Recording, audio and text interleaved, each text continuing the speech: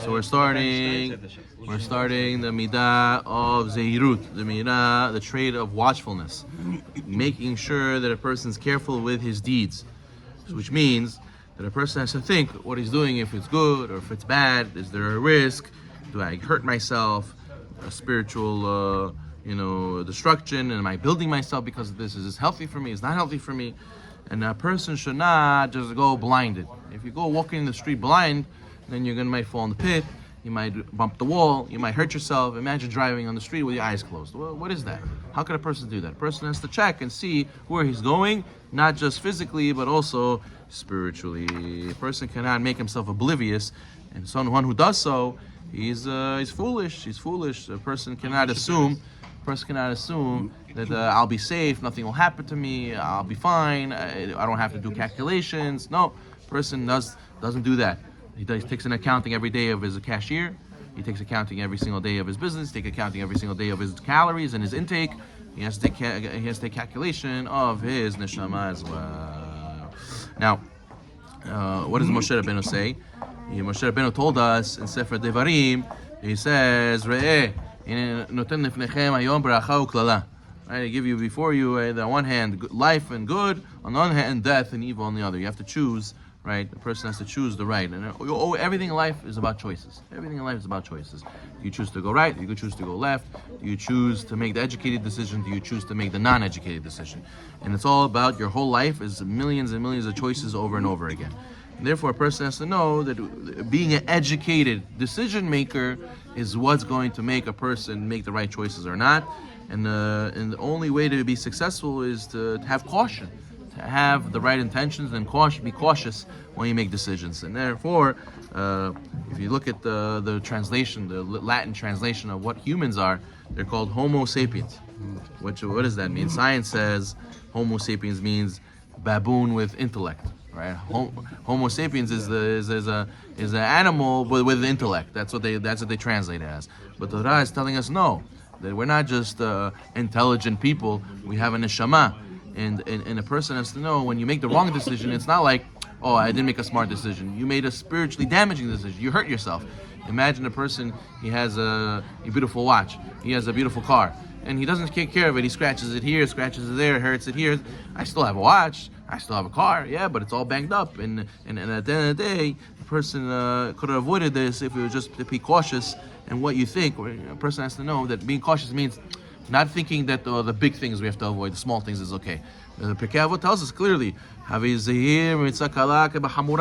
to be careful with the small mitzvah like the big mitzvah, because you never know which reward for which mitzvah is bigger. So therefore a person has to be careful on everything.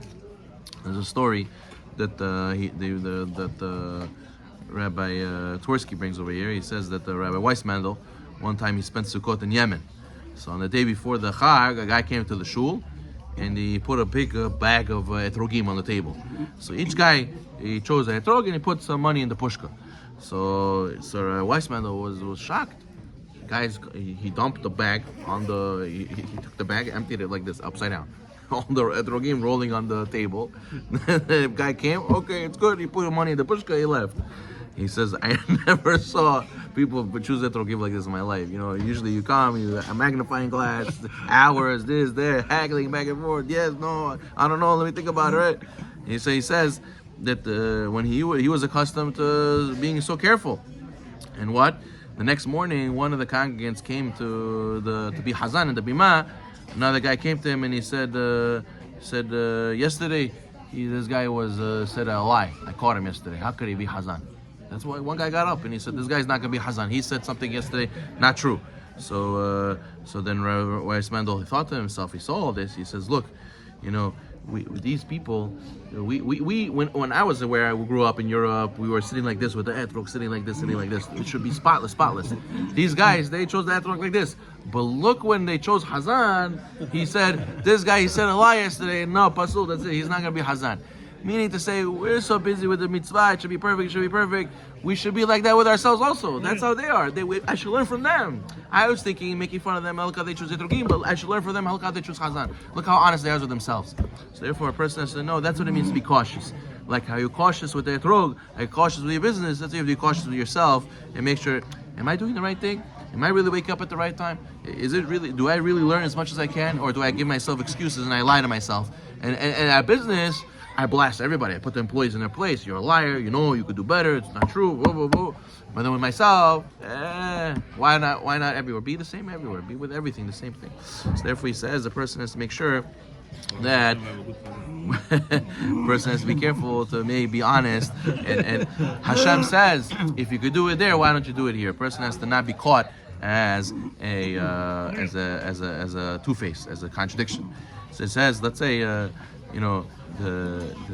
disciple Gaon said many times that his grandkids would come and ask him, Saba, is this candy kosher? He says, yeah, it's kosher, and they would eat it. He says they stopped asking if they're allowed to have candy. He says, kosher, they ask. If they should eat it, they don't ask. So most people that say, it's mutar, what's the big deal? It's okay. No, a person has to even think, well, is it permitted? Is it going to be good for me or is it not? There's a story he brings also that the great rabbi, Reb Shlomo Eger, he wrote to his son a letter. And he says, I noticed that you have the habit of saying shh when people are talking too loud in the house. He says, this is a bad habit. Why? Because what happens is that you might say, you're going to end up saying shh to an older person, and that's disrespectful. So you see that a person has to know, just because you say shh for someone to be quiet, every situation has to be judged differently. Sometimes it's appropriate, sometimes it's not appropriate. And a person can't just be an autopilot, because when you're an autopilot, it ends up being that you'll make a mistake. Chas v'shalom. So therefore he says, Yirmiyahu. What did Yirmiyahu say? Yirmiyahu, he was crying to his people. He says, no one regrets his wrongdoing. Everyone continues in their course like a horse running head into battle. He says that the biggest mistake we do is we're an autopilot. We're just going and going, wake up the same day and do the same thing and not stopping and thinking. And that's what the sages say. Paro, he goes, we're quote how Paro did this to us. Paro knew that if we cry to Hashem, we do teshuvah, Hashem will redeem us. He didn't want us to stop and think to do teshuvah. What did he do? Make us busy, building. The Midrash says he made the woman do the men's job and the man do the woman's job. But why? If you want to build, that's not a way to be productive. You get the experts to do the job. They don't get newbies who don't know what they're doing. That wasn't his point. His point was, I want these people to stay slaves. I don't want them to really build it fast. The Midrash says they used to build and they would fall down and build and fall. He said, it's okay, rebuild it. I know it's going to fall down, rebuild it. Because he wanted them to be busy with what? Busy with the wrong things. That way they're not be able to think about their Torah, their mitzvot.